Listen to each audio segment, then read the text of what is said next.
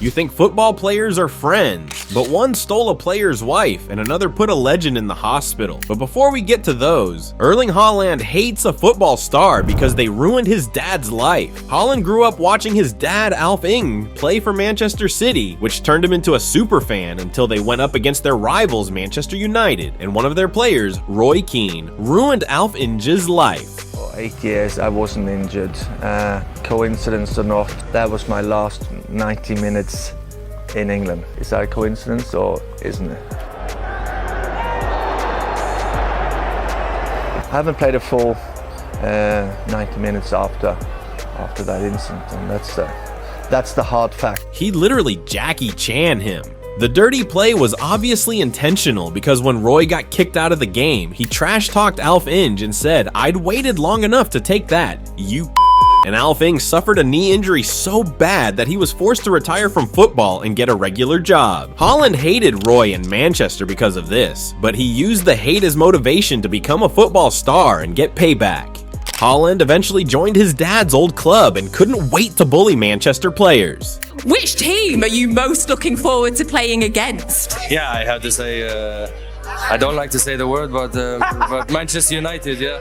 The hate was so real that Haaland proved it by not being able to take a picture without covering its logo. In his first game against Manchester United, the dude scored 3 goals. Then in one of the biggest tournaments of the year, Haaland beat them again and was cheesy when he held up the trophy in front of Manchester United and their fans. I hate to say it, but Alf Ing's ruined life might have been the best thing for Haaland because his hatred of players turned him into a football legend.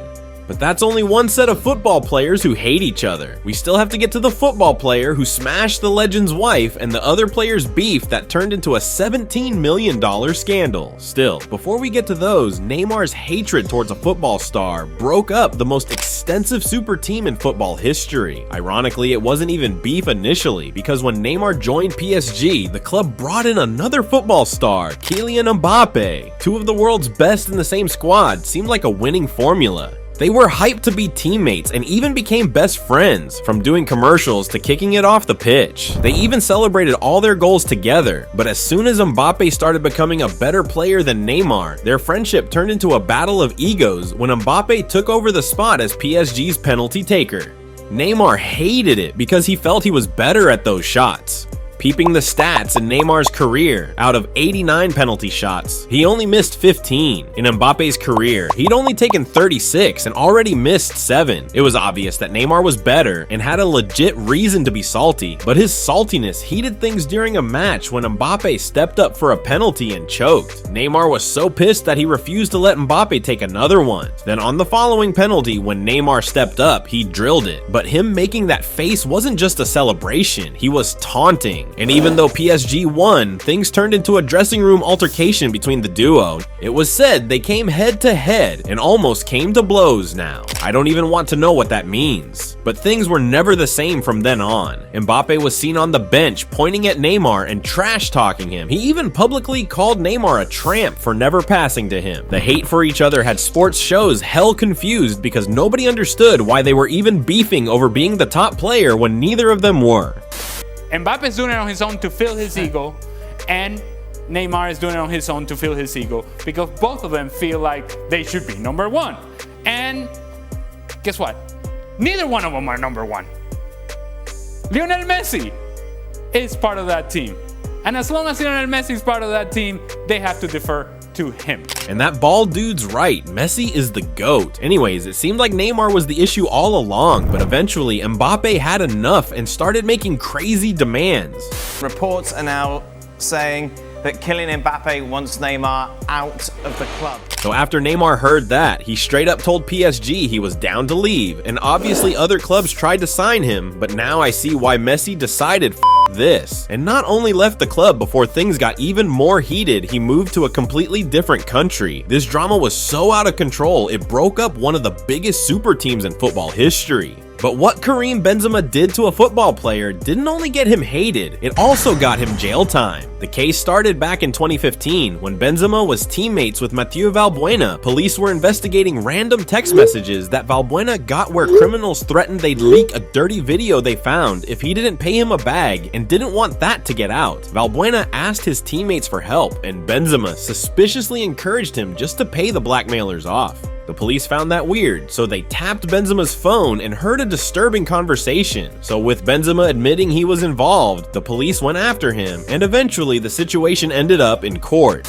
Real Madrid forward Karim Benzema has been found guilty of complicity in the attempted blackmail of former France teammate Mathieu Valbuena over a sex tape and sentenced to a 1-year suspended jail term by a court. It made no sense why Benzema was involved in such a petty crime and trying to scam his teammate because Benzema was involved. His country lost trust in him and kicked him off their national team. Eventually, Benzema and 4 other friends were convicted, so the hate between Benzema and Valbuena has never gone away. But that entire situation only cost Benzema a few years. Cristiano Ronaldo hates a football legend because they cost him $17 million. The hate began when Ronaldo joined Manchester because when he came into the club, they started playing like ass. So Manchester hired a former football player and legendary manager Erik ten Hag, thinking this would make a huge difference. But not only was dude a Messi fan, he began putting strict rules in place. It seemed like he was only targeting Ronaldo.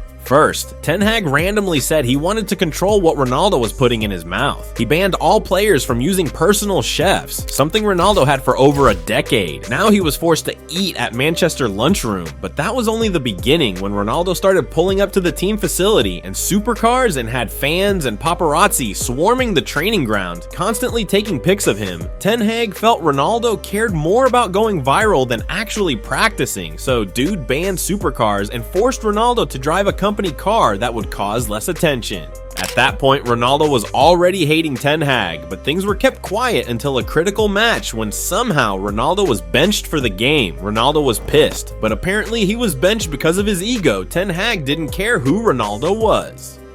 To rub it in, he gave Ronaldo a chance to play by trying to sub him at the end of the match. So Ronaldo refused to go in and walked out of the stadium, publicly putting Ten Hag on blast. I'm not hiding that the empathy with the coach is not good. I'm honest. You don't have a good relationship with him? I'm not mean good relationship. The empathy is not good, let's say. Do you think he respects you? I think he don't respect the way I should deserve. Against Manchester City, where United got destroyed, he didn't bring you on. He brought on other strikers, but didn't bring you on. And I felt insulted on your behalf. I was like, well, surely against Manchester City, if you're losing this badly and you've got the greatest player of all time sitting there, you at least give him some time, don't you? But he didn't. And he said afterwards, the reason was he had too much respect for you, wanted to respect you. When you heard him say that, what did you think? Excuses. I say as excuses. Everyone know that. Disrespecting you think? Exactly. This is why I say I don't have respect for him because he don't show me respect for me. This is why I like guys that they don't lie, they speak honest, they be frontal.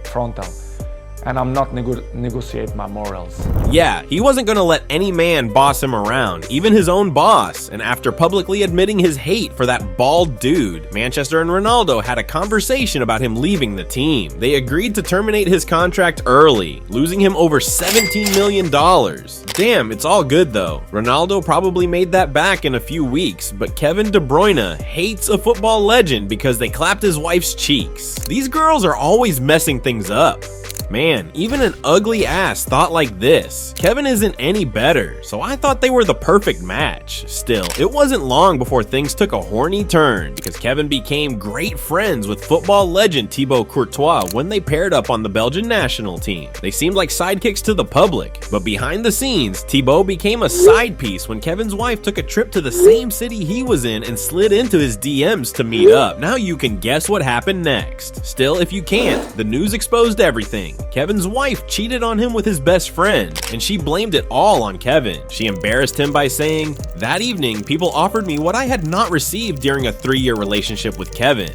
She also claimed Kevin apparently cheated on her with her best friend. This was all to get back at him. Either way, Kevin was devastated, so the marriage was ruined. The hate began, and not only did Kevin take his anger out on Thibaut when he faced him by scoring absolute bangers. Kevin De Bruyne! One of Manchester City's biggest players with one of the biggest goals of the season. You could tell Kevin hated Thibaut by how fast he went from happy to pissed when he packed the dude in FIFA. Kevin can't even play video games without getting flashbacks. I'm just surprised Kevin didn't do what Zlatan Ibrahimovic did, because this dude hated another player so bad he put him in the hospital. But listen, Zlatan didn't make the first move though, because while he was playing for Juventus and went up against his rival Inter Milan, their star player Marco Materazzi hated Zlatan and literally tried kicking him out of the game. That tackle nearly blew Zlatan's knee out, and to be honest, I don't know how you could even walk after that, but the adrenaline had him wanting to stay in the game to get revenge until Zlatan's manager subbed him off. So he didn't get injured. Even worse, Zlatan was never able to get over Marco. However, he needed revenge, and 3 years later when Zlatan made his way to a new squad, he finally got his opportunity, but Marco got the party started again. Yeah, look at Zlatan's face, man. He couldn't believe it happened again. At least getting hit in the box got him a chance at the most straightforward goal of his life, and he had nothing but net. But Zlatan didn't just want to go up 1-0, he tried to put Marco in the hospital. Oh my god. Zlatan turned football into the UFC with a kick to the chest and an elbow to Marco's head. Marco was rushed to the hospital, and afterward all Zlatan could say was, "I hit him with a taekwondo move. I sent him to the hospital." And when he was asked, "Why would you do that?" Zlatan said, "I've been waiting for this moment for 4 years. That's why." Now, alright, come on, it's Zlatan. He says and does whatever he wants.